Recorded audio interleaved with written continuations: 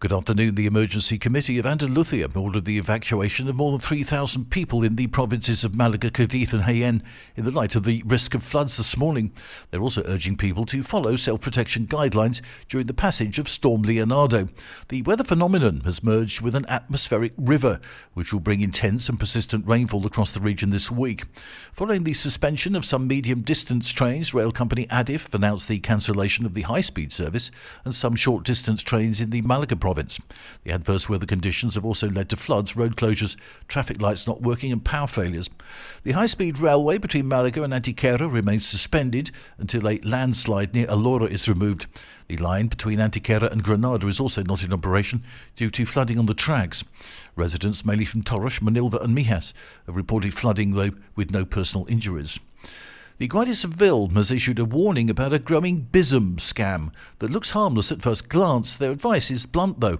If a BISM payment lands in your account from somebody you don't know, don't send it back. You receive the payment you weren't expecting. A few moments later, a message arrives.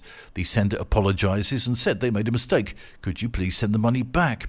It sounds like a genuine error, but the Guardia Civil say this is where the problem begins. By returning the payment, you're left having sent money to a stranger who can access your account details. If you receive a BISM payment from somebody you don't know, the advice is simple. Don't touch it. Contact your bank and explain the situation.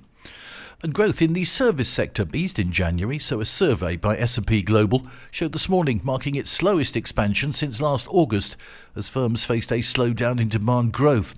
The Services Purchasing Managers Index fell to 53.5 in January from 57.1 in December, signalling continued growth, but at a weaker pace. Employment growth, meanwhile, reached its highest level in 10 months as companies recruited additional staff to manage both new and existing contracts.